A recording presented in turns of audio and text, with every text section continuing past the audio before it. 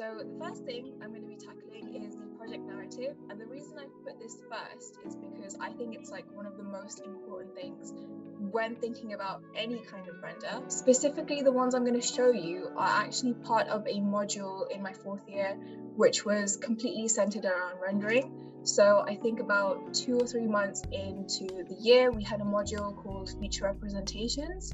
And the purpose of that module is basically to produce 3 renders of your design project.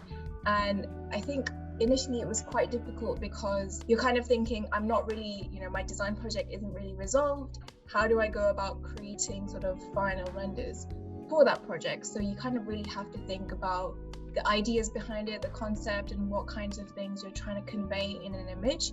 And that's why I think your narrative has to be really, really solid from the get-go. So as part of this sort of feature representations module, we were told to document the process throughout. So luckily I have got different kind of like stages of the render as well, which I'll show you. But regardless of whether you have this kind of module or not, I think it's really good to kind of keep experimenting throughout the year and doing like test renders throughout, just so you kind of get familiar with it rather than leaving it to the very end and then attempting to do kind of like final renders for your project.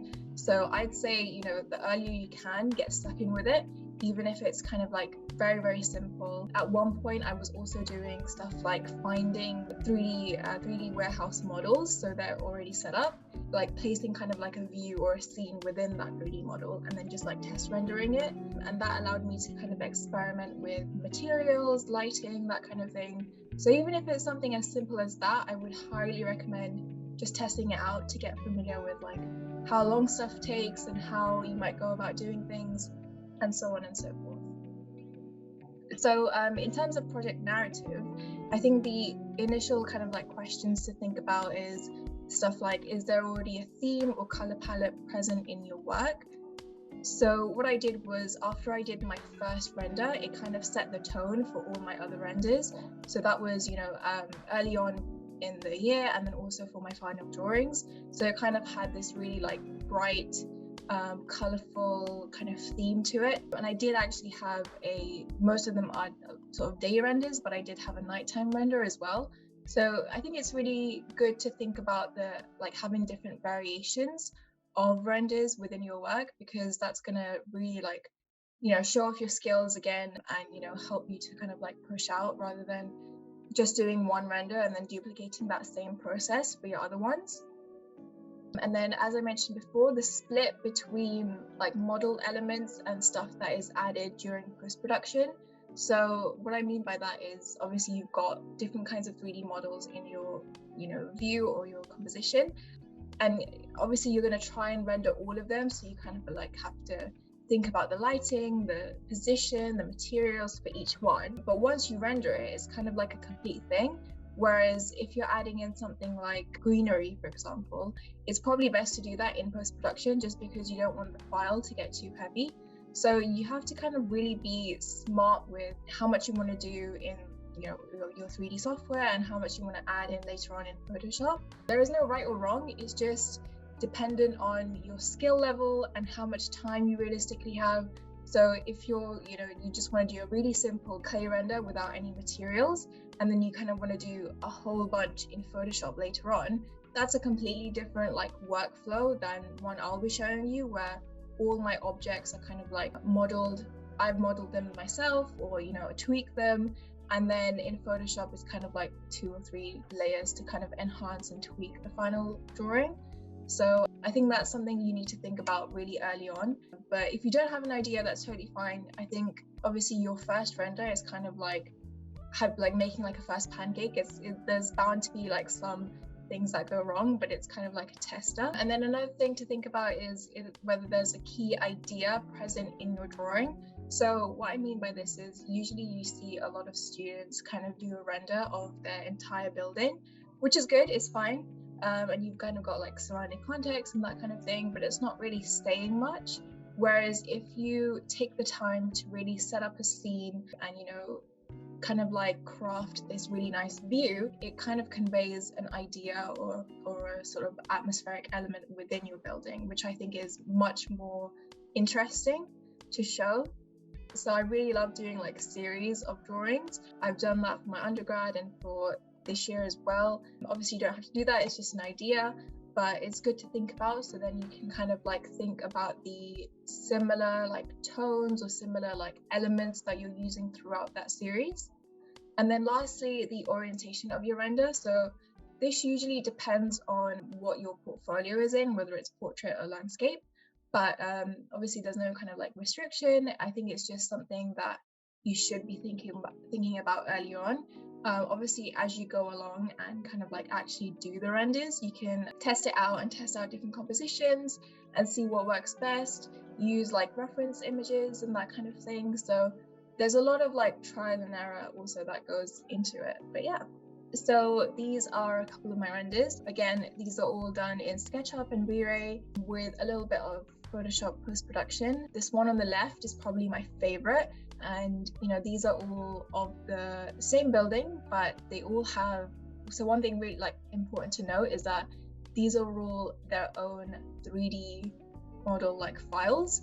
So I don't really have like one big master file of my building. I actually set up like a different file for each render and then kind of build it out that way. And also what's interesting is that the one on the left, for example, because it came so early on in the process, I literally didn't have any like floor plans, didn't have any kind of like boundaries or guidelines to kind of craft this out of. And another thing to mention is for that specific module, we were kind of given a creative license in the sense that it didn't necessarily have to be the final outcome. We could like, you know, experiment and add stuff that, you know, might not be part of the final, you know, building. So, you know, there is always a chance to kind of like add elements that, you know, might not actually be in the final like output, but, you know, it could kind of add something to the overall composition of the drawing. So you kind of have to really go for it and I guess just kind of like experiment and be really like, and like kind of like really push yourself, I suppose. So I'll give you a bit of background into the project itself, just so that it makes sense. So last year's brief was looking at future ruins, and as part of that I was looking at shopping, in particular kind of like British high street shopping sites, that kind of thing, and how they're sort of, you know, dying out, they're becoming abandoned and so on. And I was looking to revive this idea and activity of shopping, but in a very kind of like extravagant way. So almost looking at how shopping might be perceived in the future. And I kind of thought about this in terms of, you know, what if shopping became kind of like this religion? And so a lot of my work is heavily influenced by the fact that, you know, you're kind of taking shopping objects, you know, think about like shopping carts and trolleys and that kind of thing, and you're kind of using that to inform the architecture of the building of the shopping mall. So it kind of evolved into kind of like a shopping mall, community center type space. And the key kind of aspect is that it's all made through reused shopping related objects. So that's why a lot of my renders will have kind of like random bespoke objects used in the actual construction of the building, and I think that makes it a lot more interesting. So for example, if kind of like these columns and stuff were really like just plain old concrete columns, it would have looked completely different. So that's something I think obviously plays into your narrative and the different ideas that you have as well. This is a different kind of render. So this is actually a render of a 3D model. Obviously it's not real, but I wanted to kind of experiment and see whether I could render something that's semi-realistic. And I quite like how this came out. Obviously it's kind of like just a first attempt at anything like this, but again, I learned ways. So you know, you don't necessarily have to stick to a traditional exterior or interior perspective. You can most definitely like go outside of the box and do something different. This is, you know, like I was talking about before, like the tone of your renders, like the time of day. It's really important to kind of like tell that story as well. So, you know, this one in particular tells the story of the grand closing ceremony of all the shutters. So that's why it's really important that this is during the night.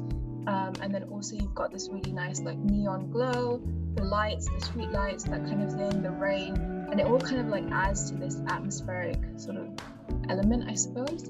And then this render is really nice as well, because it's not a typical render of the building. It's actually kind of like a very dumbed down version of a child's toy almost, and it's kind of like breaking the fourth wall in a sense, that you've got the actual building in the background there, but then you've got kind of like a child who's playing with this, so you're kind of like looking at the whole idea or concept of this building as like a play toy. So it's kind of like dependent on what the users want and how they want to shape that building.